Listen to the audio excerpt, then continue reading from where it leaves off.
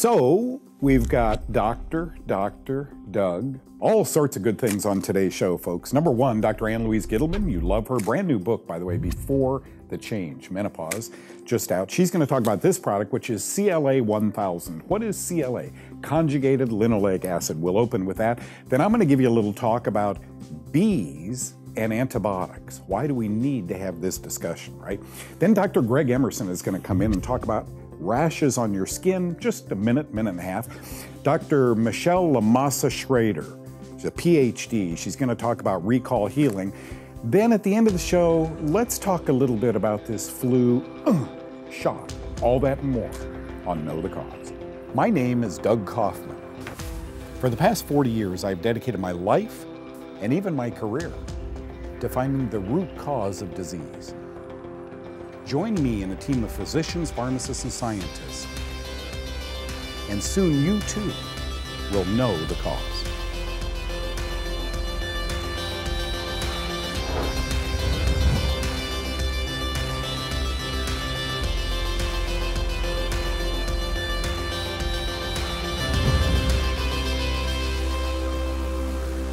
My good buddy, Dr. Ann Louise Gittleman, joins us right now. Welcome, and thank you for coming in. My pleasure. Your products are home run. When I see CLA, conjugated linoleic acid is what that stands for. Don't worry about the big name.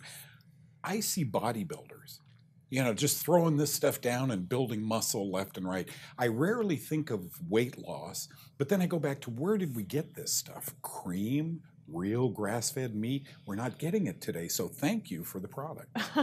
I just adore CLA. That is kind of the magic bullet in a program that I created many years ago called the Fat Flush Plan. And there was nothing like CLA to target tummy fat. I mean, we all are concerned about tummy fat. Tummy fat is where it's at, or where it shouldn't be, quite frankly, for many of us. But this product, if you take 3 grams a day, and even better if you take 6 grams a day to get much radical with your metabolism, will target the tummy fat, and is very important also as an antioxidant, very helpful in terms of breast health. So as far as I'm concerned, this is the #1 product to go to. If you can't get rid of your fat, if you're doing everything else right, if you're exercising, or if you can exercise, depend upon CLA. So you said 3 to 6 capsules a day, because they're 1 gram, 1,000 milligrams. 3 to 6, right. 1, and 1 per meal, or 2, 2, and 2. But I have to tell you a story. Can I tell you the story? Please. The story is that I was on one of the big shows. I think it was Good Morning America. It was several years ago. And I brought a pair of black slacks to wear. I couldn't fit into the slacks, so they actually fell off of me. And I realized it was because I had upped my CLA. Instead of 3 grams a day, I was taking 6 grams. Okay. And they had to go out immediately. They found me something else to wear. And it was all because of the CLA. It is a miracle when it comes to weight loss, especially if you can't do a lot of exercise and you can't really change what you're eating. It's kind of the best answer to the fastest fix for weight loss that women or men can use. Okay, that makes sense to me, because the bodybuilders are throwing down, CLA. Is it true? Am I thinking the right way, Ann Louise? Was it in the old days that cream, butter, and grass-fed meat, yeah. And then in the 70s that changed. In the 70s is when we all started getting fat. I mean, Doug and I remember because we were in the 70s together. Yeah. If you remember the it's the 60s. It's total blur to me. Total blur. Yeah. But the point being is in the 70s when we started using all that high fructose corn syrup, well, we also decreased the amount of CLA that was in the diet. Margarine came along, right? Oh my gosh, margarine instead of butter. Now go back to butter, especially if it's raw pastured butter. Yep. So the problem is that we're not getting CLA the way that we used to, and we find that if we take it as a dietary supplement, you will lose weight nearly effortlessly. And I know because I've got the testimonials. I have a program that's been out for 20, 30 years called the Fat Flush Plan. CLA is my magic bullet. That program, Fat Flush, took off. I had never seen anything like that. You and I hadn't been in touch with each other for 5 years or Many years. And along comes Dr. Ann Louise Gittleman, writes a simple book called The Fat Flush. I'm watching a movie. What movie did it appear in? It appeared in Mean Girls. Mean Girls. I'm watching Mean Girls, And there they're talking about the fat flush. And It was amazing. And something by Queen Latifah, all of a sudden I was watching it. I think Holiday, or it was a wonderful movie that she did, and they were talking, but she'd gone on Fat Flush or something like that. The point being is we now have a Fat Flush Quick Start, interestingly enough, because it's kind of an evergreen program. But the reason is it gets results. It uses essential fatty acids, skinny fats to make you lose weight, and that's where CLA comes in handy. Personal question before I say goodbye to you. How does someone who goes to, one of the Ivy League schools, Columbia, earns a master's degree, what happened? Because you probably didn't learn this at Columbia. What happened from the time you graduated there until now to make you so keenly aware of supplements? I read prolifically. I read Adele Davis, #1, when I was growing up in the 1970s, Doug Kaufman. I read Adele Davis. Linda Clark was another real way shower for me. And last but not least, my teacher, Dr. Hazel Parcells. So I became a believer in the importance of a balanced diet, a wholesome diet, good exercise, stress control, and the importance of dietary supplements, because today we live in an environment that's very toxic. Mm-hmm. Now, there it is, 20% off the CLA conjugated linoleic acids. If you're taking notes, please don't. Just call the toll-free number, which is 800-888-4353, or go to Unikey. I like that, one key, UNIKEY, health.com. If you've ever had the joy of having lunch with Dr. Ann Louise Gittleman, after lunch, she pulls out a little plastic bag, takes a lot of supplements. She does what she preaches. So thank you very much. Good to see you again. Nice to see you. Thank you. I'll often teach you that I think drug companies have an insatiable appetite for selling their wares. When we fill up people, we give them to animals. When we fill up animals with antibiotics, we give them to bugs. Serious. I'm being serious. I had no idea until I read an article in an infectious disease journal. I had no idea. You ready to go? Let's go. Antibiotics and bees. Did you know this? Antibiotics and bees. A good idea. The FDA has released recommendations for beekeepers to pay attention to their use of antibiotic drugs in bees. Really? I mean, can you walk into a pharmacy with a cold or flu or cut and get an antibiotic? If you're a beekeeper, you might be able to do that. This blows my mind. First of all, thanks to genetically modified organisms, GMOs, I think bees are disappearing from America. So it doesn't shock me at all that there's a disease called American foul brood that bees get. American foul brood. Is it a fungal disease? I bet it is. But it's being treated with what? An antibiotic. And what do drug companies do? Smile. I wonder if ants are on antibiotics yet. Tsetse flies, they gotta be on fish. You gotta put these guys on antibiotics. Your kids from the second you're pregnant, your third trimester pregnancy, you have vaginosis. You need antibiotics, but I have a baby in there. Well, you need antibiotics. It's unbelievable to me, folks. Dare I use the word greed that is taking place? I hope my grandkids look back at the late 20th, early 21st century and say, wow, that was sick. If you had a problem, they would erase it with a chemical for 4 to 6 hours at a time and advertise it on TV. And the advertisements on TV would say, this can cause cancer, so why wait? Get to your doctor. And every doctor in America listening to the drug companies, got to keep that license, is going to prescribe that medication. This is nuts. Bees. Okay. To prevent antibiotics in honey, that's what our FDA is protecting us. They don't want antibiotics in our honey. They love us. They're protecting us. There are 11 reasons, says the FDA, there are 11 applications for bees to take antibiotics. 3 antibiotics are approved. Look up these. I mean, for beekeepers, do they go into a little tiny pharmacy and there's 2 bees with glasses on at the counter? Hey, bee, I'd like an antibiotic. Oxytetracycline, look that up. Tylosin and lincomycin are given to bees outside of the honey flow season. First of all, I didn't know there was an outside the honey flow season. I just thought bees made honey, but apparently there's a time when our FDA, wanting to protect us, of course, says, no, don't give the bees all these antibiotics.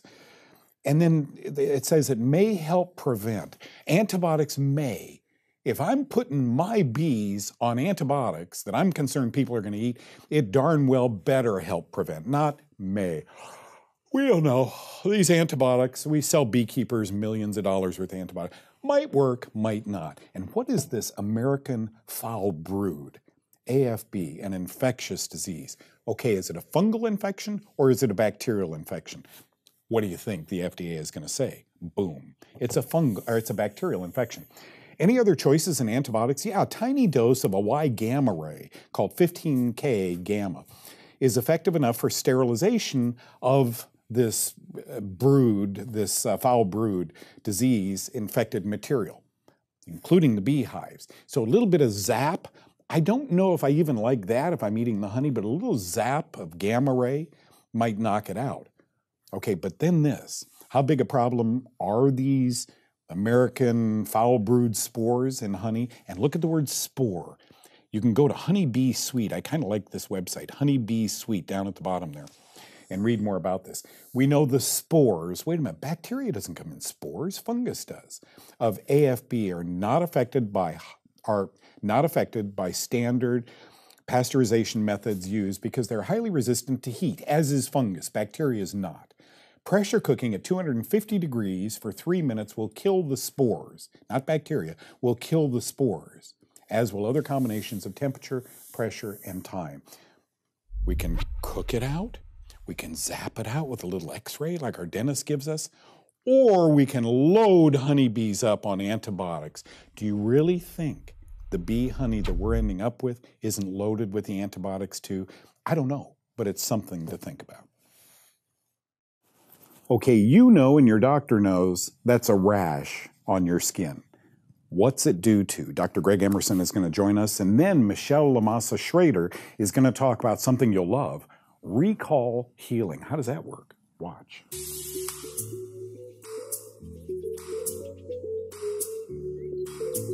Fungal rash on your skin? Fungus returns the dead and the dying to the soil. So if you have fungus on your skin, you're being returned prematurely. Why? Well, there's 3 possible reasons. 1, there is mold in your environment. 2, you're encouraging the overgrowth of resident yeasts by feeding them too much sugar or killing off the bacteria that keeps fungus in balance. That might be with antibiotics, mercury, electromagnetic frequencies, or low vitamin D, for example. And number 3 is that there is a breakdown in the normal fungal defense mechanisms, things like stomach acid, thyroid hormone, iodine, zinc, and vitamin D. Ignore this and the warnings will get stronger. The consequence is greater, so it's time to take action. This is Dr. Greg Emerson reporting from Know the Cause with Doug Kaufman in Dallas, Texas. So I met Michelle Lamassa Schrader, she's a PhD, at a symposium a couple of years ago when one of the doctors at the symposium pulled me from the hallway. All these people were talking to me about fungus, right? The cause. And he said, you got to come see this Dr. Schrader. Okay, so I sat there. You know, I'm like a kid in arithmetic.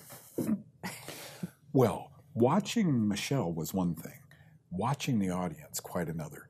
She opened everybody's mind. They gave her a standing ovation. She's talking about something I had no idea what it is because it doesn't start with an F. It's not fungus. Recall healing. Welcome to the show, and thank you so much for joining us. You had me at hello. I mean, based on the audience, the participants, the women hitting their husband, boom. Do you hear that? That's what you did when you were little. You know, it was so much fun. What is recall healing? So recall healing is the foundation to find out why you have an illness. That is really the bottom line. It is knowing the cause. Knowing the cause. Yeah. So emotions play an absolute huge role in why we have illness.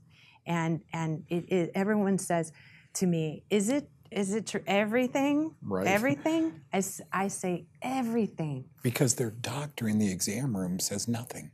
Exactly. You know, it's only this lump on your neck that we've got to rush you into surgery. Why does it keep coming back, doctor? We don't know. But let's do another. Exactly. And so it's so fun when a doctor actually learns about recall healing and then can ask, oh, you have a lump on the side? If it's lymph, oh, were you feeling attacked? Were you feeling devalued? what was going on. And so even in that exam room, there's an opportunity to be able to speak with their patients. Can I go down that road just a little bit? Yeah, sure. Okay, so your immune system, your defense. So you've been attacked, you ask. Has someone bullied you? You know, has mom and dad, tell me about mom and dad and your relationship with them. This is what doctors should be asking. I mean, it was Dr. Cowden that said eventually all doctors will be talking this way to their patients, but currently they don't. Well, and I had somebody that did have a huge deal, and he had been pinned up against the wall when he was younger by his father. And so it's like the attack. It's literal, symbolic, imaginary. So the literal attack by his father, and then later on, he was in school, and his teacher attacked him in front of the kids, and he couldn't speak about it. He was.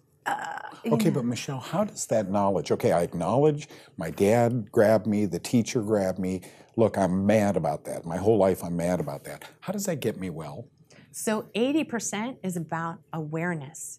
Dr. Carl Jung, I'm sorry, I was trying to think.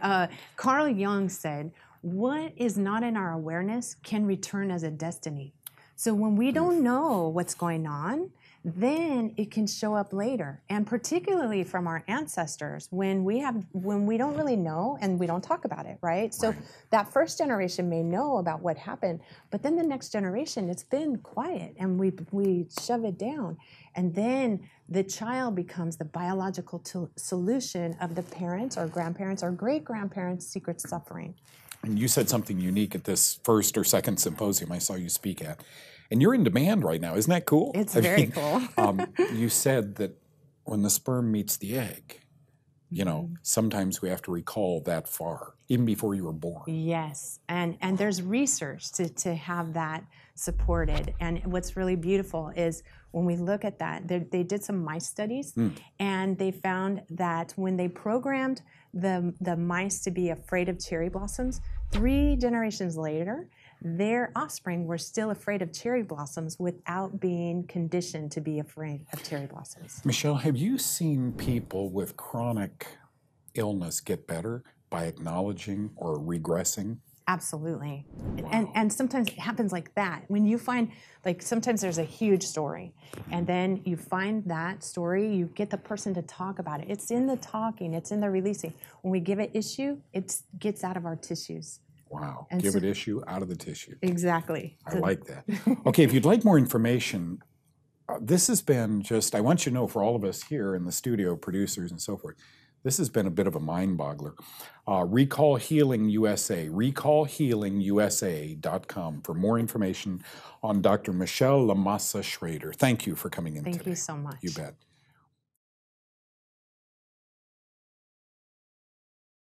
You know, look, I hate to be cynical, but this whole flu shot thing, it needs to be rethought. A couple of years ago, they whetted all of our appetites with something called a flu mist, right? We were going to take the flu virus, put in a little salt water, and for only $80, squeeze it in our nose.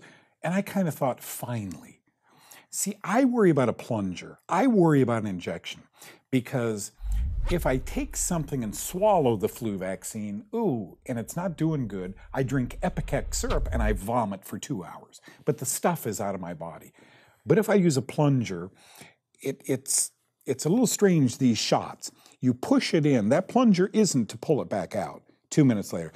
You know, doc, I thought about it, and I don't think I want that flu vaccine. Well, by all means, let's pull it back out. Once you shoot it, it's in your bloodstream. And if it's thimerosal, if it's some of these other, what they call adjuvants, I'm a little worried about it. So the American Academy of Pediatrics, I pulled this off the other day, MedPage. I love MedPage. American Academy of Pediatrics, still a no to flu mist. The thing didn't work. It didn't work at all. But here, hey, we're going to be truthful to you guys. American Academy of Pediatrics is still saying no. Didn't work last year. What did we make? A few $1 billion on it. But we're taking off the market in favor of the flu vaccine. We tend to pretend that this flu vaccine is going to help us, folks. And once again, I'm not trying to be cynical. I haven't taken it since I was in boot camp, I guess 1968. They gave all of us flu shots. all of us, that would take it. This, as a matter of fact, it was my producer, John. John just sent me this today. I don't know if you can now read it to you. This year's flu vaccine may be only 10% effective. Experts. Who in the world is an expert when the product you're pitching is 10% accurate? We can sell you this new Chevy, it'll run 10% of the time. Oh yeah, I'm a mechanic, I'm an auto expert. I mean, isn't it just, I'm 10% effective. They say in this, but 10% is better than nothing, so get your flu shot. Folks, that defies reasoning. That is not logical. If you ate 10% of your food, you'd die. But this shot is 10% effective. Why did the American Academy of Pediatrics say no to the flu mist?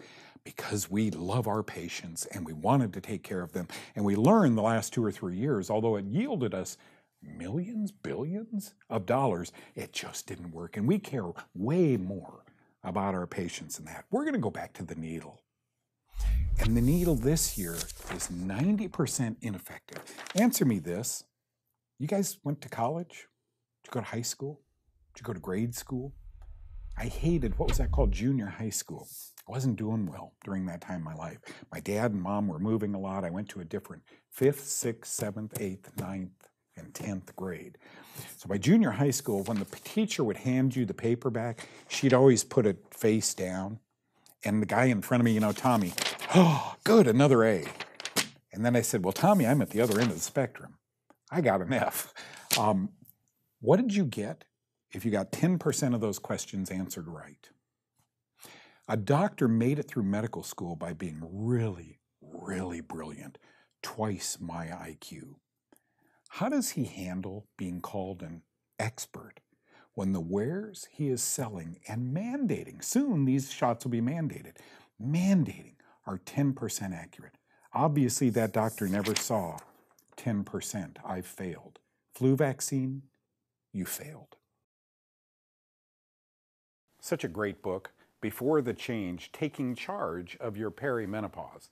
Not for guys. This book is for women. A great, great read. Thank you so much, Dr. Ann Louise Gittleman. And thank you also, by the way, there's her phone number, 800-888-4353, unikeyhealth.com. Thank you also, Michelle Lamassa Schrader, for being in. I didn't know what recall healing was till I introduced her a long time ago. What'd you think of Antibiotics and Bees? Isn't this a fascinating show? As I watch it at home sometimes, I think, I wish I could be the guy that hosts that. Wait, I am. God bless you guys. We'll see you next time. Bye-bye.